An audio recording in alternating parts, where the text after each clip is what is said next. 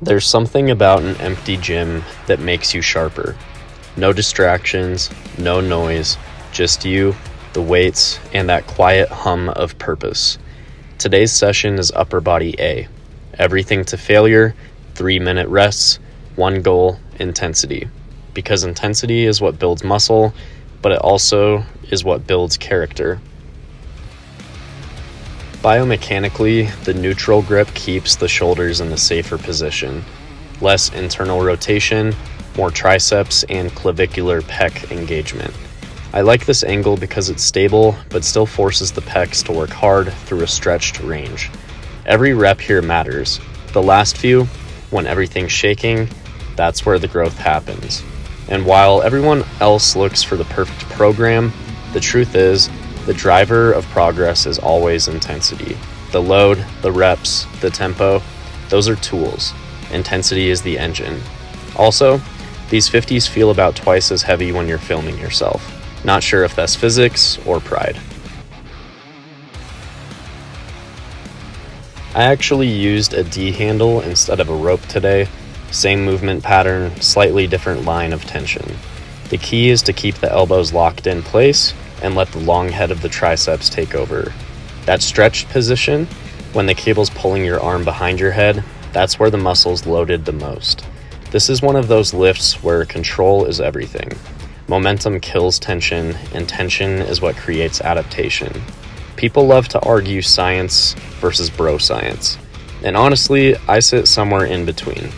I study biomechanics, physiology, and training theory, but I also believe in learning from lifters who have lived this stuff for decades. Science gives you the framework, but experience gives you the feel, and both matter.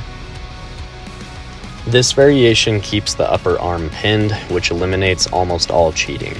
It's a brutal way to isolate the biceps, especially the short head. The incline angle keeps constant tension even at the bottom, so you can't rest in the stretch. Every set here, I go to failure. Not technical failure, muscular failure. The point where form is still tight, but the fibers simply can't produce another rep. That's how you grow. Volume, frequency, rep range, they all matter, but none of them mean anything without the intensity behind them. As a natural athlete, intensity is your strongest tool. It's the great equalizer. Anyone can lift, not everyone can push. At this point, I'm questioning whether Scott invented this to build arms or to ruin friendships.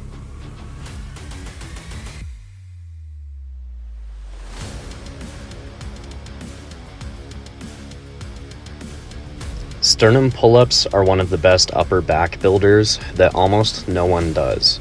By leaning back and pulling to the lower chest, you recruit the lats, traps, and rhomboids through a massive range. It's not about how many reps you get, it's about how much tension you can sustain. Pulling to failure here isn't just physical, it's mental discipline. Every rep is a reminder that progress requires discomfort. It's why I prefer to pace between sets. It keeps me sharp. Sitting still dulls that edge. Moving helps me process, stay focused, and keep the energy alive between efforts. It's active meditation, motion as mindfulness. These are your finishers, delts under fire. I like a slight lean forward, controlling both directions. The key is to think about leading with the elbows, not the hands. That keeps the tension where it should be. It's not flashy, but it's effective. Simplicity over complexity. That's the Forta Fit way. If you can still lift your arms to grab your bag after this, you did not go hard enough. Strength isn't built in the easy sets. It's built in the quiet moments between them. The pacing, the breathing, the focus, that's all part of the work. Intensity isn't just effort, it's presence. And that's what Forta Fit is all about, merging performance with peace and building a body that reflects discipline and motion.